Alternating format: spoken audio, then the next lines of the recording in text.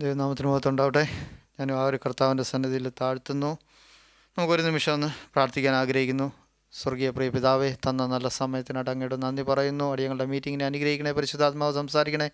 കർത്താവേ, വചനം കേൾക്കുമ്പോൾ അടിയങ്ങളുടെ ജീവിതത്തിലും ഓരോ മേഖലകളിലും കർത്താവേ അതൊരു വെളിച്ചമായി തീരാൻ ഇടയാക്കണേ. കർത്താവേ, അങ്ങ് തന്നെ സംസാരിക്കണേ. പരിശുദ്ധാത്മാവേ, അങ്ങിൽ ആശ്രയിച്ചുകൊണ്ട് മുന്നോട്ട് പോകാൻ അടിയങ്ങളെ ഓരോരുത്തരെ ഇടയാക്കണമേ. അടിയങ്ങൾ വന്നു ഭവിച്ചിട്ടുള്ള എല്ലാ കുറവുകളും അങ്ങയുടെ സന്നിധിയിൽ ഏറ്റുപറഞ്ഞ് കർത്താവേ, ഹൃദയത്തിലുള്ളതൊക്കെ കർത്താവിനോട് പങ്കിട്ട് മുന്നോട്ട് പോകാൻ അടിയങ്ങളെ ഓരോരുത്തരെ ഇടയാക്കണേ. നന്ദി കർത്താവേ, ഇന്നയോളം അടിയങ്ങളെ അങ്ങ് നടത്തി കാത്തു.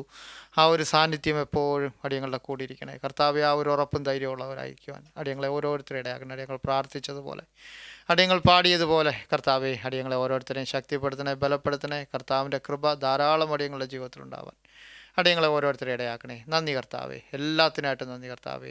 അടിയങ്ങൾ പ്രാർത്ഥിച്ചതുപോലെ കർത്താവേ, എന്ത് ചെയ്താലും മഹത്വം അങ്ങയ്ക്കായി തീരുവാൻ ഇടയാക്കണേ. കർത്താവേ, അടിയങ്ങളുടെ വായിൽ നിന്നാകാത്തതൊന്നും വരരുതേ. കർത്താവേ, അങ്ങേ അടിയങ്ങളെ കാണുന്നവർ അങ്ങേ കാണുവാൻ ഇടയാക്കണേ.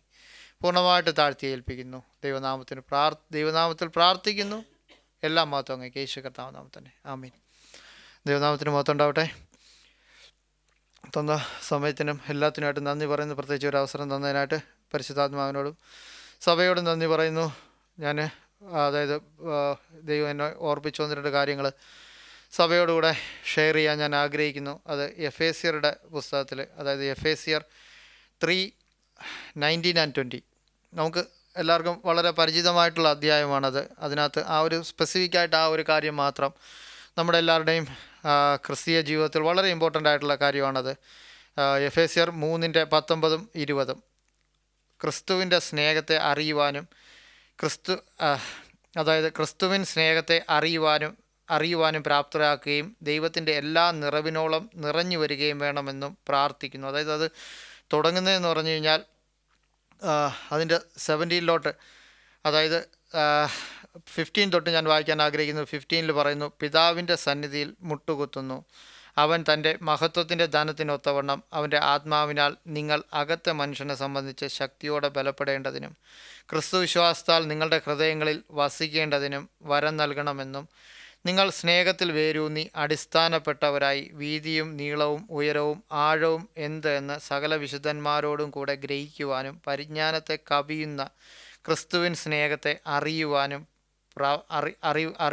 പ്രാപ്തരാകുകയും ദൈവത്തിൻ്റെ എല്ലാ നിറവോളം നിറഞ്ഞു വരികയും വേണമെന്നും പ്രാർത്ഥിക്കുന്നു. എന്നാൽ നാം ചോദിക്കുന്നതിലും നനയ്ക്കുന്നതിലും അത്യന്തം പരമായി ചെയ്യുവാൻ നമ്മിൽ വ്യാപരിക്കുന്ന ശക്തിയാൽ കഴിയുന്നവന് സഭയിലും ക്രിസ്തേശുവിലും എന്നേക്കും തലമുറയായി മഹത്വം ഉണ്ടാകട്ടെ. ആമീൻ. അതായത് ഇതിനകത്ത് എന്നെ എൻകറേജ് ചെയ്ത്, അതായത് 2 കാര്യങ്ങളാണ്. അത് ഒന്ന് വന്നിട്ട്, അതായത് മൊത്തം പറയുന്നില്ല, അതിൻ്റെ അവസാനം വന്നിട്ട് പറയുന്ന കാര്യം കൊണ്ട്, അതായത്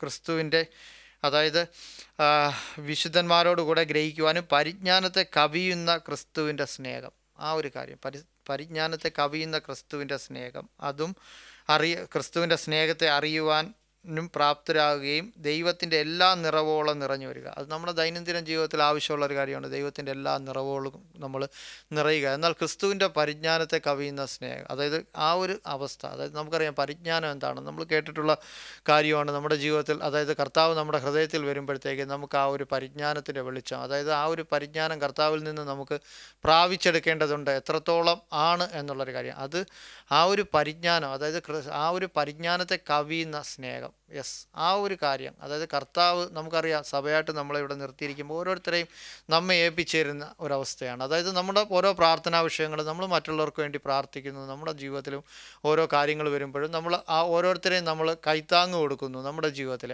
അപ്പോൾ ആ ഒരു കാര്യം, അതായത് അത് പലപ്പോഴും നമ്മൾ ആ ഒരു സ്നേഹത്തിലേക്കാണ് നമ്മളെ നയിക്കുന്നത്. അതായത് ആ ഒരു കർത്താവിൻ്റെ പരിജ്ഞാനം, നമ്മൾ പലപ്പോഴും പരിജ്ഞാനപ്രകാരം നമ്മൾ പ്രാർത്ഥിച്ചു കഴിഞ്ഞ് കഴിഞ്ഞാൽ നമ്മൾ എന്തായിരിക്കും ദൈവത്തോട് പറയുന്നത് എന്ന് പറഞ്ഞു കഴിഞ്ഞാൽ, നമ്മുടെ ജീവിതത്തിൽ, അതായത് നമ്മുടെ യേശു കർത്താവ് നമ്മുടെ ജീവിതത്തിൽ ഓരോരുത്തരുടെയും വ്യക്തി ജീവിതത്തിൽ കർത്താവ് പ്രവർത്തിച്ചിട്ടുണ്ട്. അതായത് നമ്മൾ ആ ഒരു കർത്താവുമായിട്ട് ഒരു എൻകൗണ്ടർ, അതായത് കർത്താവ് നമ്മെ വിളിച്ചതാണ് അങ്ങോട്ടും ഇങ്ങോട്ടും, അതായത് കർത്താവ് നമ്മെ വിളിച്ചതാണ്.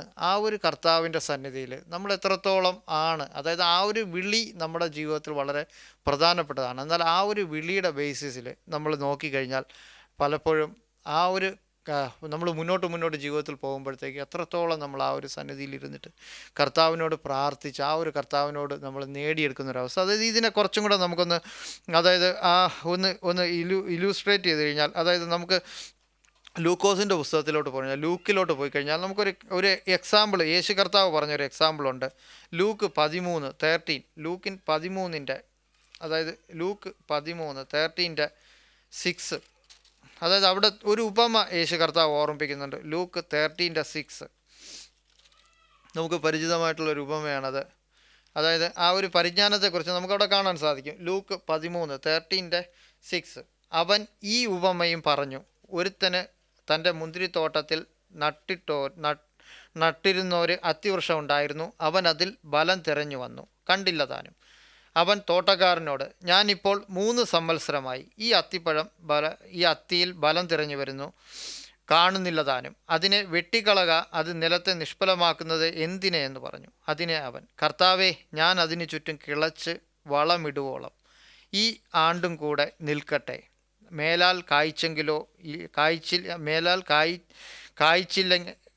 കായ്ച്ചെങ്കിലോ ഇല്ലെങ്കിൽ വെട്ടിക്കളയാമെന്ന് ഉത്തരം പറഞ്ഞു.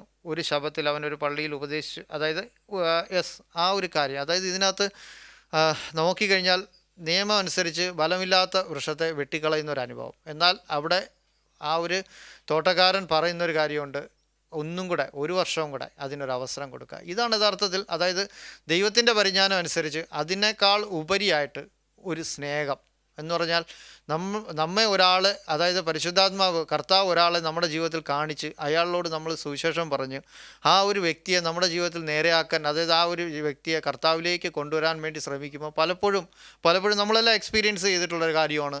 ചില സമയത്ത് അവർ ആ ഒരു വഴിയിലൂടെ വരണമെന്നില്ല. എന്നാൽ എത്രത്തോളം നമ്മിൽ ആ ഒരു വ്യക്തിയോട് കമ്മിറ്റ്മെൻ്റ് ഉണ്ട് അതെന്ന് പറഞ്ഞു കഴിഞ്ഞാൽ, കർത്താവ് പറയുന്നതെന്ന് പറഞ്ഞാൽ ആ ബലം ഇല്ല എന്നുണ്ടെങ്കിൽ അത് അതായത് ബലം ഇല്ല എന്നുണ്ടെങ്കിൽ അത് വെട്ടിക്കളയുക. എന്നാൽ അതിനേക്കാളും ആ ഒരു വ്യക്തിയെ കർത്താവ് എത്രത്തോളം സഹിക്കുന്നു, അതായത് 1 വർഷം കൂടെ അവനൊരു ചാൻസ് കൊടുക്കുക. ആ 1 വർഷം കൂടെ കഴിയുമ്പോഴത്തേക്ക് അയാൾ ബലം കായ്ച്ചെങ്കിലോ, അതായത് ഈ ഒരു കാര്യം, അതായത് ഇത് കർത്താവിൽ നിന്ന് നമ്മൾ നേടേണ്ട ഒരു ആവശ്യം. അതായത് നമ്മുടെ ജീവിതത്തിൽ ഈ ഒരു എത്രത്തോളം നമുക്ക് മറ്റുള്ളവരെ നമ്മുടെ ജീവിതത്തിൽ അക്കോമഡേറ്റ് ചെയ്യാൻ സാധിക്കും എന്നുള്ളൊരു കാര്യമാണ് പരിശുദ്ധാത്മാവ് ഓർമ്മിപ്പിക്കുന്നത്. അതായത് നമ്മൾ വീണ്ടും ഒരു അവസരം കൊടുക്കുമ്പോൾ കർത്താവിൻ്റെ ഹിതം എന്ന് പറഞ്ഞു കഴിഞ്ഞാൽ, കർത്താവിൻ്റെ പ്രവൃത്തി എന്ന് പറഞ്ഞു കഴിഞ്ഞാൽ, ആ ഒരു വ്യക്തിയെ കൂടെ നമ്മൾ തള്ളിക്കളയരുത്, അയാളെ ചേർത്ത് പിടിക്കണം എന്നുള്ളൊരു കാര്യം. അപ്പോൾ അതായത് ആ ഒരു കാര്യം നമുക്ക് ആ ഒരു ഉപമയിൽ കാണാൻ സാധിക്കും. 1 വർഷം കൂടെ അവസരം കൊടുക്കേണ്ട ഒരു ആവശ്യം, അത് ആ ഒരു അതായത് നമുക്കവിടെ കാണാൻ സാധിക്കും, അത് പരിജ്ഞാനത്തെക്കാൾ കവിയുന്നൊരു സ്നേഹമാണ്.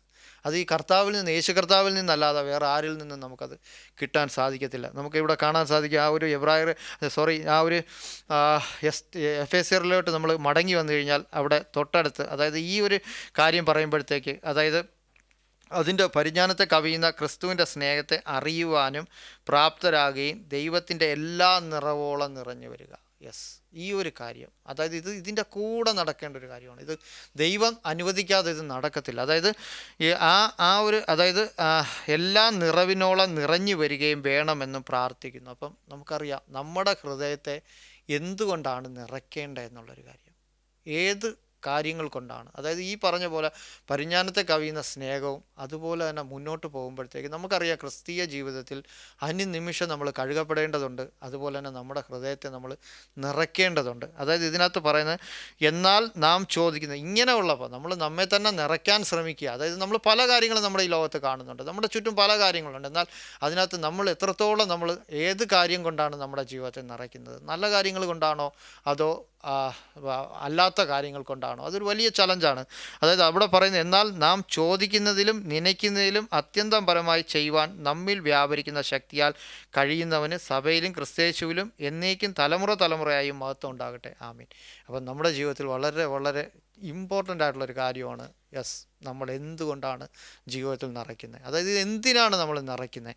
അതായത് കൊലോസ്യരിലോട്ട് പറഞ്ഞു കഴിഞ്ഞാൽ ഇതിൻ്റെ കൂടെ ചേർത്ത് നമുക്ക് വായിക്കാൻ ഇതിൻ്റെ അതേ അർത്ഥമുള്ള ഒരു കാര്യം കൂടെ കൊലോസ്യറിലോട്ട് പോയി കഴിഞ്ഞാൽ നമുക്ക് കാണാൻ സാധിക്കും. കൊലോസ്യർ 2:9 ഇങ്ങനെ പറയുന്നുണ്ട്. അതായത് അവനിലല്ലോ ദൈവത്തിൻ്റെ സർവ്വ സമ്പൂർണതയും ദേഹരൂപമായി വസിക്കുന്നത്, എന്നുള്ളൊരു കാര്യം. യേശു കർത്താവിൽ, അതായത് നമ്മൾ ആ ഒരു നിറയ്ക്കേണ്ടത് കർത്താവിനോട് ചേർന്നുള്ള കാര്യങ്ങളായിരിക്കണം എന്നുള്ളൊരു കാര്യം. നമുക്കറിയാം നമ്മുടെ മുമ്പാകെ ഒരു എക്സാമ്പിൾ, നമ്മുടെ മുമ്പാകെ ഒരു മാതൃകയായിട്ടുള്ളത് കർത്താവാണ്.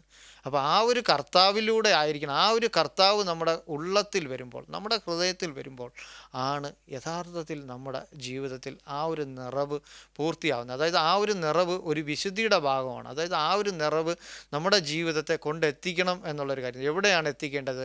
ആ ഒരു നിറവ് നമ്മെ നിത്യതയോളം, അതായത് നമ്മൾ പലപ്പോഴും നമുക്ക് ആ ഒരു നിത്യതയിലുള്ളൊരു പ്രത്യാശ നമുക്കറിയാം. നമുക്ക് ആ ഒരു പ്രത്യാശയിലേക്ക് നമ്മുടെ ഓരോ മെസ്സേജുകളും, നമ്മുടെ ജീവിതത്തിൽ ഓരോ മെസ്സേജുകളും കർത്താവ് കേൾപ്പിക്കുമ്പോഴത്തേക്ക് നമ്മൾ ആ ഒരു മെസ്സേജ് കേൾക്കുമ്പോൾ എത്രത്തോളം നമ്മളിൽ ആ ഒരു പ്രത്യാശ കൂടുന്നു എന്നുള്ളൊരു കാര്യം എന്ന് പറഞ്ഞാൽ, പലപ്പോഴും നമ്മുടെ ജീവിതത്തിൽ നമ്മൾ പല രോഗത്തെക്കുറിച്ചും പല ആവശ്യങ്ങളെക്കുറിച്ചും കർത്താവിൻ്റെ സന്നിധിയിൽ പറയുമ്പോഴും, ഈ ഭൂമിയിലുള്ള പല കാര്യങ്ങൾ പറയുമ്പോഴും അത് ആവശ്യമുള്ളതാണ്, ആവശ്യമില്ലാത്തതല്ല. എന്നാൽ അതിനേക്കാൾ ഉപരിയായിട്ട് അതിൽ കർത്താവിനൊരു മഹത്വവും അതുപോലെ തന്നെ ആ ഒരു കർത്താവിനോടുള്ള ഒരു വാഞ്ചയും ആ ഒരു പ്രത്യാശയും നമ്മുടെ ജീവിതത്തിൽ വർദ്ധിക്കുന്നോ ഉണ്ടോ എന്നുള്ളൊരു കാര്യമാണ് പരിശുദ്ധാത്മാവ് അതായത് എന്നോട് സംസാരിച്ച് ഞാൻ പൂർണ്ണമായിട്ടും ആ ഒരു കർത്താവിനായിട്ട് നന്ദി പറയുന്നു. ആ ഒരു നിറയ്ക്കുന്നതിൻ്റെ കൂടെ, അതായത് മത്തായിയിലോട്ട് വന്നു കഴിഞ്ഞ് കഴിഞ്ഞാൽ അവിടെ ഗിരിപ്രഭാഷണത്തിൽ യേശു കർത്താവ് ഓർമ്മിപ്പിക്കുന്ന ഒരു കാര്യമുണ്ട്, നിറയ്ക്കുന്ന ഒരു കാര്യം. അത് നമുക്കറിയാം, നമുക്ക് രണ്ട് കാര്യങ്ങൾ, ഒന്ന് ദൈവീകമായ കാര്യങ്ങൾ കൊണ്ട് നമ്മുടെ ഹൃദയത്തെ നിറയ്ക്കാം, രണ്ട് സാത്താനുമായിട്ട് ബന്ധപ്പെട്ട്, അതായത് ഈ ലോകത്തിലെ കാര്യങ്ങൾ വെച്ച് നമുക്ക് നമ്മുടെ ഹൃദയത്തെ നിറയ്ക്കാൻ സാധിക്കും. അതായത് മാത്യു 6 പോയി കഴിഞ്ഞാൽ 6ൻ്റെ 21 and 22, അതായത് അവിടെ ഇങ്ങനെ മാത്യു 6ൻ്റെ 21 and 22 അതിൽ ഒരു കാര്യം പറയുന്നുണ്ട്. അതായത് മാത്യു 6:21 and 22, നിൻ്റെ നിക്ഷേപമുള്ളിടത്ത് നിൻ്റെ ഹൃദയം ഇരിക്കും. എന്നിട്ട് തൊട്ടടുത്ത്, ശരീരത്തിൻ്റെ വിളക്ക് കണ്ണാകുന്നു. കണ്ണ് ചൊവ്വുള്ളതെങ്കിലോ നിൻ്റെ ശരീരം മുഴുവനും പ്രകാശിതമായിരിക്കും. കണ്ണ് കേടുള്ളതെങ്കിലോ നിൻ്റെ ശരീരം മുഴുവനും ഇരുണ്ടതായിരിക്കും. എന്നാൽ നിന്നിലുള്ള വെളിച്ചം ഇരുട്ടായാൽ ഇരുട്ട് എത്ര വലിയത്. അപ്പോൾ ഈ രണ്ട് കമ്പാരിസൺ അവ പറയുന്നുണ്ട്. ഒന്ന് നമ്മുടെ ഹൃദയത്തിൽ ഇരുട്ട് കൊണ്ട് നിറയുന്ന ഒരവസ്ഥ, ഒന്ന് നമ്മുടെ ജീവിതത്തിൽ വെളിച്ചം കൊണ്ട് നിറയുന്നൊരവസ്ഥ. ഇത് രണ്ടും, അതായത് അവിടെ പറയുന്ന കാര്യം എന്ന് പറഞ്ഞു കഴിഞ്ഞാൽ നമുക്കറിയാവുന്ന കാര്യമാണ്, ശരീരത്തിൻ്റെ വിളക്ക് കണ്ണാകുന്നു. കണ്ണ് ചൊവ്വുള്ളതെങ്കിലോ നിൻ്റെ ശരീരം മുഴുവനും പ്രകാശിതമായിരിക്കും. തൊട്ടടുത്ത് പറയുന്നുണ്ട്, കണ്ണ് കേടുള്ളതെങ്കിലോ നിൻ്റെ ശരീരം മുഴുവനും ഇരുണ്ടതായിരിക്കും. എന്നാൽ നിന്നിലുള്ള വെളിച്ചം ഇരുട്ടായാൽ ഇരുട്ട് എത്ര വലുത്. അപ്പം നമ്മൾ പരിശുദ്ധാത്മാവ് ഓർപ്പിക്കുന്ന ഒരു കാര്യം, നമ്മുടെ ഹൃദയത്തിൽ ഇരുട്ടിന് അവസരം കൊടുക്കരുത്. അതായത് ഇരുട്ടിനെ നമ്മൾ ഈ ചാൻസ് കൊടുക്കാതെ നമ്മൾ ആ ഒരു വെളിച്ചം കൊണ്ട് നമ്മൾ നിറയണം. അതായത് നമുക്കറിയാം ദൈവം വെളിച്ചം, അതായത് ആ ഒരു വെളിച്ചം നമുക്ക് ദൈവത്തിൽ നിന്നാണുള്ളത്. നമുക്കറിയാം രണ്ട് രീതിയിലുള്ള ആൾക്കാർ, അതായത് രണ്ട് രീതിയിലുള്ള ആ ഒരു നിറവ് നമ്മൾ കാണുമ്പോഴത്തേക്ക് നമുക്ക് പെട്ടെന്ന് നമുക്ക് രണ്ട് എക്സാമ്പിൾ നമുക്ക് ബൈബിളിൽ തന്നെ കാണാൻ സാധിക്കും. ഈ മാത്യു തന്നെ 23 വന്നു കഴിഞ്ഞാൽ നമുക്കറിയാം, മാത്യു 26 വരുമ്പോഴത്തേക്ക്, മാത്യു 23:26 വരുമ്പോഴത്തേക്ക് ഒരു കാര്യം നമുക്ക് കാണാൻ സാധിക്കും. മാത്യു 23:26, അതായത് കുരുടനായ പരീശനെ കിണ്ടികിണങ്ങളുടെ പുറം വെടിപ്പാക്കേണ്ടതിന് മുമ്പേ അവയുടെ അകം വെടിപ്പാക്കുക. തൊട്ട് 27 പറയുന്നുണ്ട്, കപടഭക്തിക്കാരായ ശാസ്ത്രിമാരും പരീശന്മാരുമായുള്ളവരെ, നിങ്ങൾക്ക് കഷ്ടം. വെള്ളദേശ ശവക്കല്ലകളോട് നിങ്ങൾ ഒത്തിരിക്കുന്നു. അവ പുറമേ അഴകായി ശോഭിക്കുന്നെങ്കിലും അകമേ ചത്തവരുടെ അസ്ഥികളും സകലവിധ അശുദ്ധിയും നിറഞ്ഞിരിക്കുന്നു. ഇത് നമ്മൾ പലപ്പോഴും വായിച്ചിട്ടുള്ളതാണ്, നമ്മുടെ ജീവിതത്തിൽ കേട്ടിട്ടുള്ളതാണ്. എന്നാൽ നമുക്കറിയാം ഇവിടെ ഒരു നിറവുള്ള, അതായത് ആ ശാസ്ത്രിമാരോടും പരീശന്മാരോടും യേശു കർത്താവാണ് പറയുന്നത്, നിങ്ങൾ എന്തുകൊണ്ട് നിറച്ചിരിക്കുന്നു. ഇത് നമ്മുടെ ജീവിതത്തിൽ സംഭവിക്കാം. എന്നാൽ ഇതിന് നമ്മൾ ഒരിക്കലും അവസരം കൊടുക്കരുത് എന്നുള്ളൊരു കാര്യമാണ്. നമുക്കറിയാം യേശു കർത്താവ് ഈ ഭൂമിയിലേക്ക് വന്നപ്പോൾ കർത്താവിനെ പറയുന്നതെന്ന് പറഞ്ഞു കഴിഞ്ഞാൽ, യോഹന്നാൻ്റെ സുവിശേഷം 1:14 പറയുന്നുണ്ട്, കർത്താവ് കൃപയും സത്യവും നിറഞ്ഞവനായി തീർന്നു. അപ്പം നമ്മുടെ ജീവിതത്തിൽ നിറയ്ക്കേണ്ടത് എന്താണ്? ആ ഒരു കർത്താവിൻ്റെ കൃപയും ആ ഒരു നിറവും, അതായത് ആ ഒരു സത്യമുള്ളവരായി തീരുക, ആ ഒരു കൃപയോട് കൂടിയവരായിത്തീരുക. ഇത് തന്നെയാണ് സ്റ്റെഫാനോസിനെ കുറിച്ച് പറയുമ്പോഴും പറയുന്നുണ്ട്, സ്റ്റെഫാനോസ് കൃപയും സത്യവും ഉള്ളവനായിരുന്നു എന്നുള്ളൊരു കാര്യം. അപ്പോൾ യഥാർത്ഥത്തിൽ നമ്മുടെ ജീവിതത്തിൽ ആ ഒരു നിറവുണ്ടാവേണ്ടത് എന്ന് പറഞ്ഞാൽ ഏത് മേഖലയിലാണ്? നമ്മുടെ ഹൃദയത്തിൽ നമ്മൾ ആ ഒരു കർത്താവിൻ്റെ ആ ഒരു കാര്യങ്ങൾ മാത്രമായിരിക്കണം നമ്മുടെ ജീവിതത്തിൽ നിറയേണ്ടത് എന്നുള്ളൊരു കാര്യം. നമുക്കറിയാം ലാസറിനെ ഉയർപ്പിച്ച സമയത്ത് ആ ഒരു കല്ലറ തുറന്നപ്പോൾ മാർത്ത പറയുന്നൊരു കാര്യമുണ്ട്, കർത്താവെ 4 ദിവസമായി നാറ്റം വെച്ചെന്ന്. ആ സമയത്ത് കർത്താവ് അകത്തോട്ടല്ല നോക്കുന്നത്, യേശു കർത്താവ് നോക്കുന്നത് സ്വർഗത്തോട്ട് മുകളിലേക്ക് നോക്കുന്ന ഒരു കർത്താവ് എന്ന് പറഞ്ഞാൽ, ആ സമയത്ത് എല്ലാ ജനങ്ങളും ആ ഒരു കല്ലറയിലേക്ക് നോക്കുമ്പോൾ കോണ്ടാക്റ്റ്, കർത്താവിൻ്റെ ബന്ധം എന്ന് പറഞ്ഞു കഴിഞ്ഞാൽ ആ ഒരു മുകളിലേക്ക് നോക്കുന്ന ഒരു കർത്താവിനെ നമുക്ക് കാണാൻ സാധിക്കും. അങ്ങനെ നമുക്ക് ആ ഒരു കാര്യം, അതായത് യഥാർത്ഥത്തിൽ നമ്മുടെ ആ ഒരു ബന്ധം, നമ്മുടെ ആ ഒരു നോട്ടവും നമ്മുടെ ജീവിതവും ഉണ്ടാവേണ്ടത് ആ ഒരു ഉയരത്തിലേക്ക് നോക്കേണ്ട ഒരു അവസ്ഥയാണ്. നമുക്ക് ആ ഒരു കർത്താവിൻ്റെ സന്നിധിയിൽ നമുക്ക് നമ്മെ തന്നെ താഴ്ത്താം. 1-2 കാര്യങ്ങൾ മാത്രം ഇതിൻ്റെ കൂടെ ചേർത്തിട്ട് ഞാൻ വായിക്കാൻ ആഗ്രഹിക്കുന്നത്, അതായത് യേശു കർത്താവ് ഓർപ്പിക്കുന്ന 1-2 കാര്യമുണ്ട്. അതായത് മാത്യുവിലോട്ട് വരുമ്പോൾ മാത്യു 12, അതായത് കർത്താവ് പരിശുദ്ധാത്മാവ് ഇതിൻ്റെ കൂടെ ചേർത്ത് തന്നെ ഓർമ്മിപ്പിക്കുന്ന 1-2 കാര്യങ്ങൾ. അതായത് ഒന്ന് വന്നിട്ട് മാത്യു 12 വന്നിടുമ്പോഴത്തേക്ക് യേശു കർത്താവ് പറയുന്നുണ്ട്, എനിക്ക് അനുകൂലമല്ലാത്തവൻ എനിക്ക് പ്രതികൂലമാകുന്നു. യെസ്, ആ 12:30 നമുക്ക് 12:30 വരുമ്പോൾ പരിശുദ്ധാത്മാവ്, അതായത് കർത്താവ് ഓർമ്മിപ്പിക്കുന്നുണ്ട്, എനിക്ക് അനുകൂലമല്ലാത്തവൻ എനിക്ക് പ്രതികൂലമാകുന്നു, എന്നോട് കൂടെ ചേർക്കാത്തവൻ ചിതറിക്കുന്നു എന്നുള്ളൊരു കാര്യം. ഇത് നമ്മുടെ ജീവിതത്തിൽ വളരെ ആപ്ലിക്കബിളാണ്. കർത്താവിനോട് ചേരാത്തവർ ചിതറിക്കുന്ന ആൾക്കാരാണ്. എപ്പോഴും നമ്മുടെ ജീവിതത്തിൽ വളരെ നമ്മൾ പലപ്പോഴും നമ്മുടെ ജീവിതത്തിൽ കൂട്ടായ്മകൾ തിരഞ്ഞെടുക്കുമ്പോഴും നമ്മുടെ കൂട്ടിലുള്ളവരും ഈ ഒരു കാര്യം എത്ര അപകടകരമാണ്. പരിശുദ്ധ യേശു കർത്താവ് അവിടെ പറയുന്നത്, he who is not with me is against me and he who does not gather with me scatters. Yes, ഈ ഒരു കാര്യം എപ്പോഴും നമ്മുടെ ഹൃദയത്തിലും നമ്മുടെ ജീവിതത്തിലും ഒരു കാര്യം ഉണ്ടായിരിക്കണം. പലപ്പോഴും നമ്മൾ എന്ത് കേൾക്കുന്നു, എന്ത് കാണുന്നു എന്നുള്ളതിന് വളരെ ശ്രദ്ധിക്കേണ്ട കാര്യമാണ്. അതിൻ്റെ കൂടെ കർത്താവിനോട് കൂടെ ഇല്ലാത്തവർ എപ്പോഴും ചിതറിക്കുന്ന ആൾക്കാരാണ്. അതുപോലെ തന്നെ പരിശുദ്ധാത്മാവ് ഓർപ്പിക്കുന്ന ഒരു കാര്യമുണ്ട്. ഉൽപ്പത്തിയിലോട്ട് വരുമ്പോഴത്തേക്ക് ജെനിസിസ് 15:16 എന്നോട് 15 ജെനിസിസ് 15:16 വരുമ്പോഴത്തേക്ക് 15:16, അതായത് 4-ാം തലമുറക്കാർ, അതായത് അവിടെ അബ്രഹാമിനോട് ദൈവം വാഗ്ദത്തം കൊടുക്കുന്നതെന്ന് ഓർമ്മിപ്പിക്കുന്നതാണ്. അതായത് അതിനകത്ത് 15 പറയുന്നുണ്ട്, നീയോ സമാധാനത്തോടെ, അതായത് അബ്രഹാമിനോട് പറയുന്നതാണ്, നീയോ സമാധാനത്തോടെ നിൻ്റെ പിതാക്കന്മാരോട് ചേരും, നല്ല വാർദ്ധക്യത്തിൽ അടക്കപ്പെടും, 4-ാം തലമുറക്കാർ ഇവിടേക്ക് മടങ്ങി വരും, അമോര്യരുടെ അക്രമം ഇതുവരെ തികഞ്ഞിട്ടില്ല എന്നരുളി ചെയ്തു. അതിനിടയ്ക്ക് പറയുന്നൊരു വാക്കാണ് അമോന്യരുടെ അക്രമം. യെസ്, അത് അതായത് ദൈവം ഓരോ കാര്യങ്ങളും വളരെ കാൽക്കുലേറ്റഡ് ആണ്. ദൈവം പല കാര്യങ്ങളും ആ ഒരു കാൽക്കുലേഷനിലാണ് മുന്നോട്ട് പോകുന്നത്. അബ്രഹാമിനോട് പറയുമ്പോഴത്തേക്ക് ഒരു കാര്യം ഓർമ്മിപ്പിക്കുന്നുണ്ട്, അമോലിക്കരുടെ ആക്രമണം ഇതുവരെ തീർന്നിട്ടില്ല എന്നുള്ളൊരു കാര്യം. അതായത് ഈ ഒരു കാര്യം എന്ന് പറഞ്ഞാൽ ആ ഒരു സ്പെസിഫിക്കായിട്ട് ആ ഒരു കാര്യം അവരെ ഓർമ്മിപ്പിക്കുന്നതെന്ന് പറഞ്ഞു കഴിഞ്ഞാൽ കർത്താവിന് എല്ലാ കാര്യത്തിലും കണക്കുണ്ട്, കർത്താവ് കാണുന്നുണ്ട്. കർത്താവ് ഇതുകൊണ്ട് ഇന്നിപ്പം നമ്മൾ കേട്ടു, ഓരോരുത്തരും എത്രത്തോളം വചനത്തോട് പ്രതികരിക്കുകയും വചനത്തോട് എത്രത്തോളം ശ്രദ്ധ വേണോ എന്നുള്ളൊരു കാര്യം നമ്മളെ ഓർമ്മിപ്പിച്ചു. അത് യഥാർത്ഥത്തിൽ ഓർമ്മിപ്പിക്കുന്നതെന്ന് പറഞ്ഞാൽ കർത്താവ് നമ്മുടെ ഓരോരുത്തരുടെ ഹൃദയത്തെ കാണുന്നുണ്ട്, നമ്മുടെ ജീവിതത്തെ എല്ലാം കാണുന്നുണ്ട്. അങ്ങനെയുള്ളൊരു കർത്താവിൻ്റെ മുമ്പായാണ് ഇരിക്കുന്നത്. കർത്താവ് എല്ലാ കാര്യങ്ങളും കാൽക്കുലേറ്റഡ് ആണ്. ഇപ്പം അബ്രഹാമിനോട് ആ ഒരു കാര്യങ്ങൾ അബ്രഹാമിൻ്റെ ജീവിതത്തെക്കുറിച്ച് പറയുമ്പോൾ നീ ഇങ്ങനാവും എന്ന് പറഞ്ഞിട്ട് അവസാനം ഓർമ്മിപ്പിക്കുന്നൊരു കാര്യമുണ്ട്, അമാലേക്യരുടെ കാര്യം. യെസ്, ഇത് നമ്മുടെ ജീവിതത്തിലും നമ്മുടെ ശത്രുക്കളെക്കുറിച്ചുള്ളൊരു പൂർണ്ണ ബോധ്യം നമ്മുടെ ജീവിതത്തിൽ നമുക്കുണ്ടായിരിക്കണം. ഇന്നിപ്പോൾ ഞാൻ പൂർണ്ണമായിട്ട് ആ ഒരു കർത്താവിൻ്റെ സന്നിധിയിൽ താഴ്ത്തുന്നു. ഇതിൻ്റെ കൂടെ തന്നെ അതായത് ഈ ഒരു കാര്യങ്ങൾ, ഈ ഒരു നിറവ് പരിശുദ്ധാത്മാവ് ഓർമ്മിപ്പിക്കുമ്പോഴത്തേക്ക് ഇതിൻ്റെ കൂടെ ചേർത്ത് തന്നെ വായിക്കപ്പെടേണ്ട ഒരു കാര്യമാണ് നമ്മുടെ നിത്യത. അതായത് നമ്മുടെ ആ ഒരു പ്രത്യാശ എന്താണ് എന്നുള്ളൊരു കാര്യം. അതായത് അത് വളരെ ഇമ്പോർട്ടൻ്റ് ആയിട്ടുള്ള കാര്യമാണ്. അതായത് ഈ കാര്യങ്ങൾ നമ്മൾ ഈ ഒരു കാര്യങ്ങൾ കേൾക്കുമ്പോഴത്തേക്ക് നമ്മളിൽ പ്രത്യാശ വർദ്ധിക്കുന്നുണ്ടോ, അതോ നമ്മൾ ഈ ലോകത്തിലുള്ള കാര്യങ്ങളിലാണോ നമ്മൾ നിന്നു പോകുന്നത് എന്നുള്ളൊരു കാര്യം പരിശുദ്ധാത്മാവ് എന്നെ വളരെയധികം ചലഞ്ച് ചെയ്തൊരു കാര്യമാണ്. അതായത് നമുക്ക് ആ ഒരു എഫേസ്യറിലോട്ട് പോകുമ്പോഴത്തേക്ക്, അതായത് അവിടെ ഒരു കാര്യം പറയുന്നുണ്ട്. എഫേസ്യർ അവസാനം, അതായത് എഫേസ്യർ ഇന്നിപ്പം വായിച്ചതിൻ്റെ ലാസ്റ്റ്, അതായത് എഫേസ്യർ 3:20 ഇപ്പം നമ്മൾ എത്രത്തോളം നിറഞ്ഞു വരണം, എല്ലാ നിറവിനോളം നിറഞ്ഞു വരികയും വേണമെന്നും പ്രാർത്ഥിക്കുന്നു. എന്നാൽ നാം ചോദിക്കുന്നതിലും നനയ്ക്കുന്നതിലും അത്യന്തം പരമായി ചെയ്യുവാൻ നമ്മിൽ വ്യാപരിക്കുന്ന ശക്തിയാൽ കഴിയുന്നവന് സഭയിലും ക്രിസ്തേശുവിലും എന്നേക്കും തലമുറയായി മഹത്വം ഉണ്ടാകട്ടെ, ആമീൻ. അതായത് ഇതൊക്കെ എന്തിനു വേണ്ടിയാണ്? അതായത് ഈ ഒരു നിറവ് നമുക്ക് വേണ്ടത് നമ്മൾ സഭയിൽ, അതായത് കർത്താവ് നമുക്കറിയാം എഫേസ്യർ 1 അവസാനം പറയുന്നുണ്ട്, ഇത് സഭയോടുകൂടെ, അതായത് കർത്താവ് ഇത് എല്ലാം, അതായത് ഈ ഒരു നിറവ്, അതായത് എഫേസ്യർ 1 ഇത് ചേർത്ത് 23 പറയുന്നുണ്ട്, എല്ലാറ്റിലും എല്ലാം നിറയ്ക്കുന്നവൻ്റെ നിറവായിരിക്കുന്ന അവൻ്റെ ശരീരമായ സഭയ്ക്ക് കൊടുക്കുകയും ചെയ്തിരിക്കുന്നു. അപ്പോൾ ഈ ഒരു നിറവ് നമ്മുടെ ജീവിതത്തിൽ വേണ്ടത് സഭയോടുകൂടെ ബന്ധപ്പെട്ടുള്ള ഒരു കാര്യത്തിലാണ്. ഈ ഒരു നിറവ് മറ്റുള്ളവരോടുകൂടെ ബന്ധപ്പെട്ട കാര്യത്തിലാണ്. അതായത് ഇതെല്ലാം വളരെ റിലേറ്റഡ് ആണ്. ക്രിസ്തീയ ജീവിതം എന്ന് പറഞ്ഞാൽ ആ ഒരു റിലേഷനിലാണ്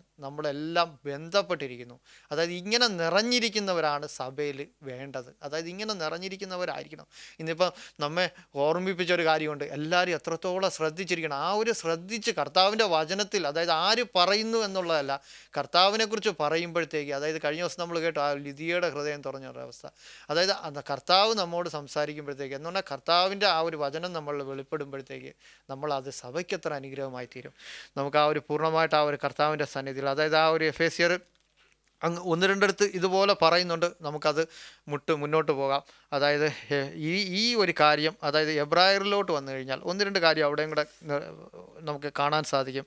എബ്രായറിലോട്ട് വന്നു കഴിഞ്ഞാൽ ഇതിപ്പം നമ്മെ എബ്രായർ ഹീബ്രൂസ് 6 നമുക്കറിയാവുന്ന കാര്യമാണ്. ഹീബ്രൂസ് 6 ഈ ഒരു പ്രത്യാശയെക്കുറിച്ച് പരിശുദ്ധാത്മാവ് ഓർപ്പിക്കുന്നുണ്ട്. എന്നാൽ ഇത് ഓർമ്മിപ്പിക്കുന്നതിന് മുമ്പായിട്ട് 6:3 പറയുന്നുണ്ട്. അതായത് അവരോട് ആദ്യം പറയുന്നുണ്ട് നിർജ്ജീവ പ്രവൃത്തികളെക്കുറിച്ചുള്ള മാനസാന്തരം, ഇത് എല്ലാം പറയുന്നുണ്ട്. നമുക്കറിയാം നിർജ്ജീവ പ്രവൃത്തി എന്താണെന്ന്. ആത്മാവില്ലാത്തതാണ് നിർജ്ജീവ പ്രവൃത്തി.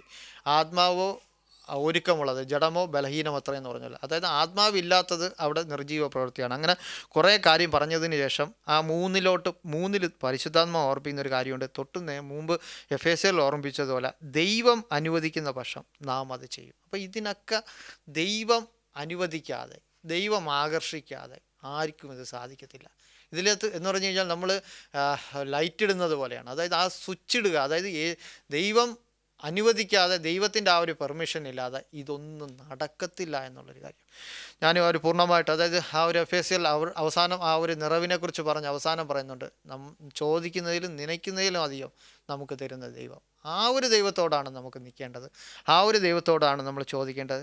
ഞാനും പൂർണ്ണമായിട്ട് ആ ഒരു കർത്താവിൻ്റെ സന്നിധിയിൽ ഞാൻ ഈ ഒരു കാര്യത്തിനായിട്ട് നന്ദി പറയുന്നു. നമുക്ക് ഈ ഒരു 6 എന്നെ എൻകറേജ് ചെയ്ത 1-2 കാര്യങ്ങൾ പെട്ടെന്ന് ഞാൻ ഷെയർ ചെയ്യാൻ ആഗ്രഹിക്കുന്നത്.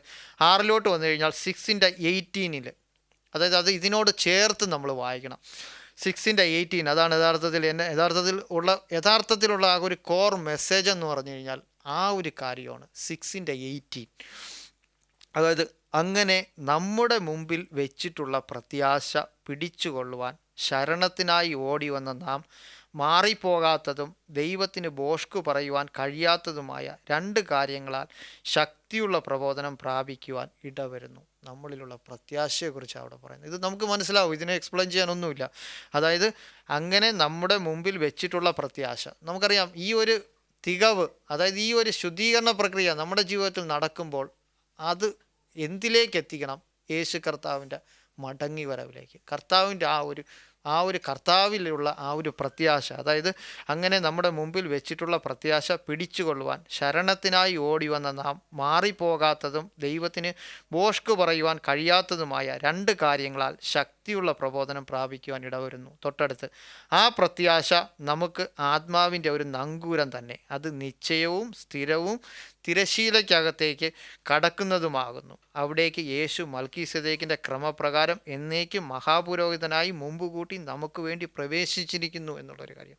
അതായത് ഈ ഒരു അതിലാണ് നമ്മുടെ പ്രത്യാശ. അതായത് കർത്താവ് മൽക്കീസേദെക്കിൻ്റെ ക്രമപ്രകാരം പുരോഹിതനായിട്ട്, അതായത് അതിൻ്റെ 17 പറയുന്നുണ്ട്, അതുകൊണ്ട് ദൈവം വാഗ്ദത്തത്തിൻ്റെ അവകാശികൾക്ക് തൻ്റെ ആലോചന മാറാത്തതെന്ന് അധികം സ്പഷ്ടമായി കാണിക്കുവാൻ ഇച്ഛിച്ച് ഒരു ആണയാലും ഉറപ്പ് കൊടുത്തു എന്നുള്ളൊരു കാര്യം. അതായത് വാഗ്ദത്തത്തിൻ്റെ പ്രത്യാശ എന്തുവാ? നമ്മുടെ വാഗ്ദത്തം, അതായത് കർത്താവ് എഫേസ്യരിൽ പറയുന്നുണ്ട് നമ്മെ സ്വർഗ്ഗസ്ഥലത്തിൽ ഇരുത്തിയിരിക്കുന്നു. അതായത് ഇത് വെറുതെ പറയുന്നതല്ല, അവനൊരു ആണയാൽ ഉറപ്പ് കൊടുത്തു. നമുക്കറിയാം ഈ കർത്താവ് തന്നെ പറഞ്ഞിട്ടുണ്ട് നിങ്ങൾ ഒരിക്കലും ആണ ഇടരുതെന്ന്. പക്ഷേ ഇവിടെ ദൈവം നമ്മെ ഓർമ്മിപ്പിക്കുന്ന ഒരു കാര്യമുണ്ട്, അത്രത്തോളം ആ ഒരു കാര്യത്തിന് ഇമ്പോർട്ടൻസ് ഉണ്ട്. അതുകൊണ്ടാണ് അവിടെ പറയുന്നത്. അതായത് ഇതിനകത്ത് മുന്നോട്ട് വരുമ്പോഴത്തേക്ക് നമുക്കറിയാം 7:21, അതായത് ഈ ഹീബ്രു 7:21 പറയുന്നുണ്ട് ആ ഒരു ആണയെക്കുറിച്ച്. അതായത് എബ്രായർ 7:21. ഞാൻ വിചാരിക്കുന്നു നിങ്ങൾക്ക് അത് കാര്യങ്ങൾ ഫോളോ ചെയ്യാൻ പറ്റുന്നുണ്ടെന്ന്. എന്നാൽ ഇതിനകത്ത് എക്സ്പ്ലെയിൻ ചെയ്യാനൊന്നുമില്ല, വളരെ സിമ്പിളാണിത്. 7:21 വരുമ്പോഴത്തേക്ക്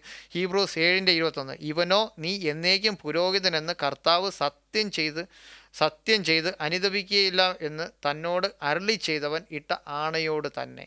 ആണ കൂടാതെയല്ല എന്നതിന് ഒത്തവണ്ണം വിശേഷതയേറിയ നിയമത്തിന് യേശു ഉത്തരവാദിയായി തീർന്നു. അതായത് ആണയോടുകൂടെ അവിടെ പറയുകയാണ് മൽക്കീസേദെക്കിൻ്റെ ക്രമപ്രകാരം കർത്താവ് ഒരു പുരോഹിതനായിരിക്കും. നമുക്കറിയാം പുരോഹിതൻ്റെ ശുശ്രൂഷ എന്താണെന്ന്.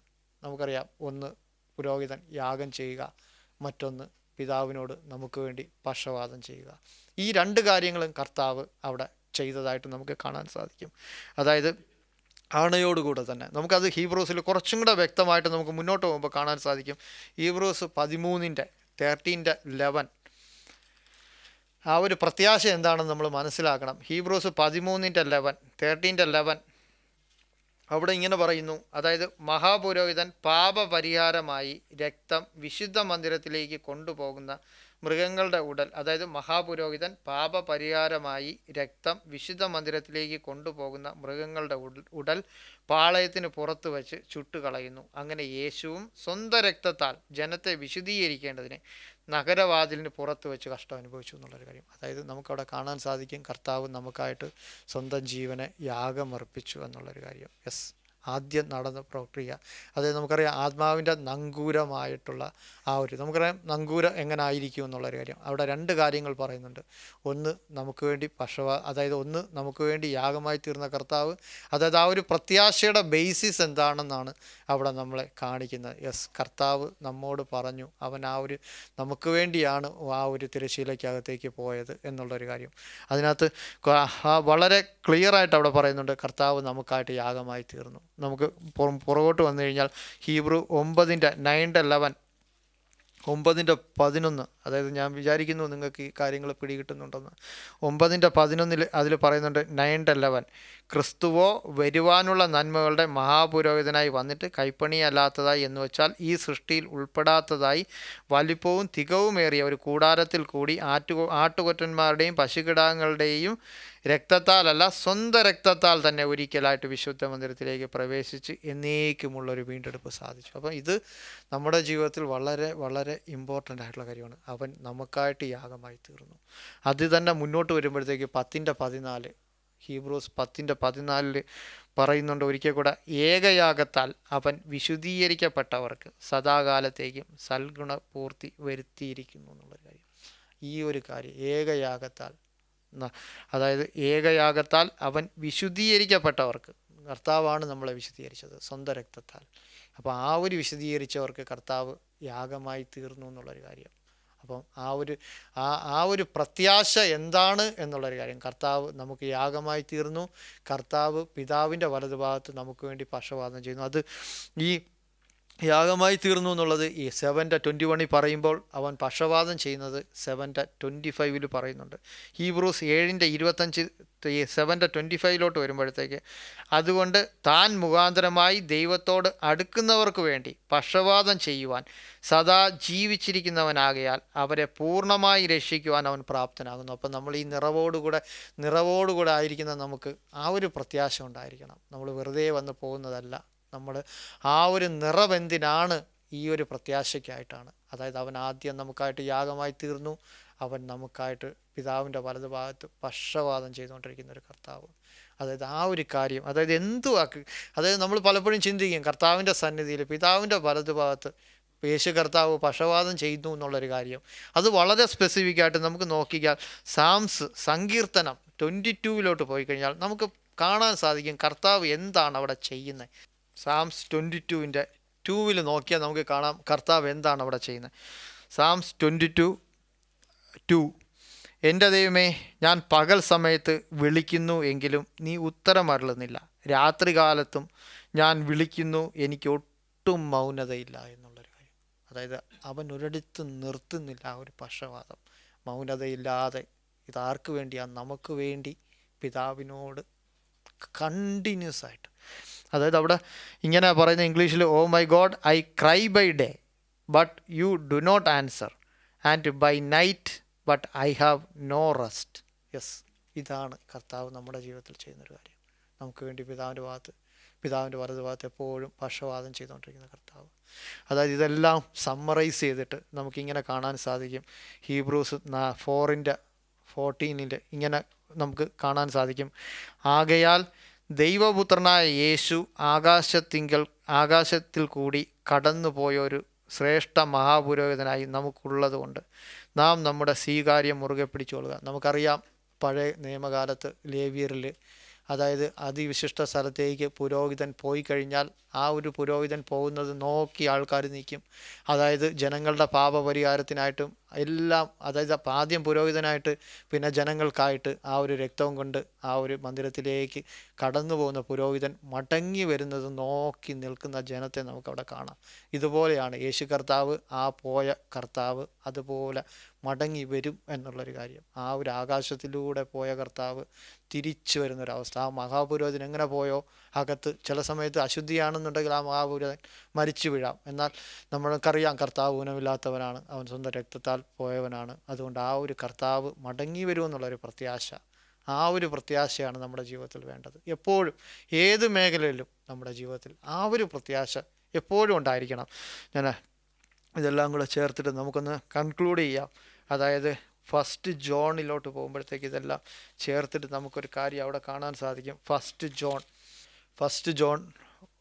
3:3 അവനിൽ ഈ പ്രത്യാശയുള്ളവനെല്ലാം അവൻ നിർമ്മലനായിരിക്കുന്നത് പോലെ തന്നെ തന്നെ നിർമ്മലീകരിക്കുന്നു എന്നുള്ളൊരു കാര്യം. യെസ്, ആ ഒരു കാര്യം, അതായത് അതിനകത്ത് അതിൻ്റെ 2 പറയുന്നുണ്ട്, പ്രിയമുള്ളവരെ, നാം ഇപ്പോൾ ദൈവമക്കളാകുന്നു, നാം ഇന്നതാകുമെന്ന് ഇതുവരെ പ്രത്യക്ഷമായില്ല. അവൻ പ്രത്യക്ഷനാകുമ്പോൾ നാം അവനെ താൻ ഇരിക്കും പോലെ, അതായത് നമ്മുടെ ശരീരം വീണ്ടെടുക്കപ്പെട്ടില്ല, അത് കർത്താവ് വരുമ്പോൾ ആ കർത്താവ് എങ്ങനെ ഇരിക്കുന്നു അതുപോലെ നമുക്ക് കാണാൻ സാധിക്കും. അതായത് അവൻ താൻ ഇരിക്കും പോലെ തന്നെ കാണുന്നതാകൊണ്ട് അവനോട് സദൃശന്മാരാകുമെന്ന് നാം അറിയുന്നു. അവനിൽ ഈ പ്രത്യാശയുള്ളവനെല്ലാം അവൻ നിർമ്മലനായിരിക്കുന്നത് പോലെ തന്നെ തന്നെ നിർമ്മലീകരിക്കട്ടെ. ഈ ഒരു വിശദീകരണ പ്രക്രിയ, യഥാർത്ഥത്തിൽ നമ്മൾ ആ ഒരു വിശദീകരണ പ്രക്രിയയുടെ ഭാഗമാണ് നമ്മൾ ആ ഒരു കർത്താവിൻ്റെ മടങ്ങി വരവിൽ, അതായത് ആ ഒരു പ്രത്യാശ. യെസ്, പലപ്പോഴും അതായത് നമ്മുടെ ജീവിതത്തിൽ വിട്ടുപോകുന്ന കാര്യം, പല കാര്യങ്ങളും വിശ്വാസി സമൂഹത്തിൽ തന്നെ നമുക്ക് നോക്കിയാൽ കാണാൻ സാധിക്കും. അതായത് കർത്താവിൻ്റെ മടങ്ങി വരവിനെക്കുറിച്ച് ഒരു ബോധവും ഇല്ലാത്ത രീതിയിൽ. എന്നാൽ ദൈവാനുഗ്രഹം എന്ന് പറയട്ടെ, നമ്മൾ പലപ്പോഴും നമ്മുടെ സഭയിൽ കർത്താവ് പരിശുദ്ധാത്മാവ് നമ്മെ കേൾപ്പിക്കുന്നൊരു കാര്യമുണ്ട്. ആ ഒരു കർത്താവ് മടങ്ങി വരും, ആ ഒരു കർത്താവിൽ പ്രത്യാശയുള്ളവരായിരിക്കുക എന്നുള്ളൊരു കാര്യം. നമ്മൾ പലപ്പോഴും അശ്രദ്ധമായിരിക്കുമ്പോഴും, നമ്മൾ പല കാര്യങ്ങളിലൂടെ നമ്മൾ കടന്നു പോകുമ്പോഴും നമ്മളെപ്പോഴും നമ്മൾ ചിന്തിക്കണം, നമ്മൾ ആരാണ്, നമ്മളിൽ ഉള്ള പ്രത്യാശ എന്താണ്, അവൻ സ്വന്തം ജീവൻ തന്നാണ്. ഇതിപ്പോൾ ഞാൻ അത് അവസാനം പരിശുദ്ധാത്മാവ് ഓർപ്പിച്ച ആ ഒരു എബ്രായറിൽ വായിച്ച ആ ഒരു കാര്യം എന്ന് പറഞ്ഞാൽ, ആ ഒരു പ്രത്യാശ നമുക്ക് നേടിത്തടാൻ വേണ്ടി ആ ഒരു സ്വന്തം ജീവൻ കൊടുത്ത കർത്താവ്, അവൻ ആ ഒരു രക്തവും കൊണ്ട് തിരശ്ശീലയ്ക്കകത്തേക്ക് കയറിപ്പോയത് മടങ്ങി വന്ന് നമ്മളെ ചേർക്കാനാണ് എന്നുള്ളൊരു കാര്യം. ആ ഒരു മടങ്ങി വരവോടും നമ്മൾ ആ ഒരു നിറവോട് കൂടെ ആയിരിക്കണം. നല്ലത് മാത്രം ഹൃദയത്തിലും ജീവിതത്തിലും നിറച്ചുകൊണ്ട് മുന്നോട്ട് പോകേണ്ട ഒരവസ്ഥ. അതായത് നമ്മുടെ പൈതങ്ങളായാലും അതായത് ഒരു നിമിഷം കൂടെ ഞാൻ എടുക്കാൻ ആഗ്രഹിക്കുന്നത്, നമ്മളെ ഓരോരുത്തരത്തും ദൈവം നിർത്തിയിട്ടുണ്ടെങ്കിൽ അതിന് കർത്താവിനൊരു പർപ്പസ് ഉണ്ട്. പലപ്പോഴും നമ്മൾ പല സാക്ഷ്യങ്ങളും കേൾക്കുന്ന പോലെ നമ്മുടെ കൂടെ ഉള്ളവർ എന്ന് പറഞ്ഞാൽ പല തലത്തിലുള്ളതായിരിക്കാം. ചിലപ്പോൾ നമ്മുടെ ഭാര്യയായിരിക്കാം, നമ്മുടെ കൂടെ ജോലി ചെയ്യുന്നവരായിരിക്കാം. എന്ന് പറഞ്ഞാൽ നമ്മൾ അവരിൽ നിന്നൊന്നും മെച്യൂരിറ്റി എന്ന് പറഞ്ഞാൽ അവർ മെച്യൂർ അല്ലെന്നല്ല, അവരെല്ലാം മെച്യൂറാണ്, ഹൈലി മെച്യൂർ. എന്നാൽ മെച്യൂരിറ്റി പലപ്പോഴും ചിലപ്പോൾ കാണാൻ പറ്റിയില്ല എന്നുണ്ടെങ്കിൽ നമുക്ക് അവരെ അഫോർഡ് ചെയ്യാൻ പറ്റുന്നുണ്ടോ? കുറവ് അവരിലല്ല, നമ്മളിലാണ്. ഞാൻ പൂർണ്ണമായിട്ട് ഏറ്റെടുക്കുന്നു. യെസ്, പലപ്പോഴും കർത്താവ് ശുദ്ധീകരണം നമുക്ക് തരുന്നത്, അതായത് ശത്രുക്കളെ സ്നേഹിക്കണമെന്ന് പറയുമ്പം ഈ ശത്രുവിനെയും ദൈവം തന്നെ തരണം. അതാണ് യഥാർത്ഥത്തിലുള്ള ദൈവത്തിൻ്റെ ആ ഒരു എങ്കിൽ മാത്രമേ നമ്മൾ ടെസ്റ്റ് ചെയ്യപ്പെടൂ.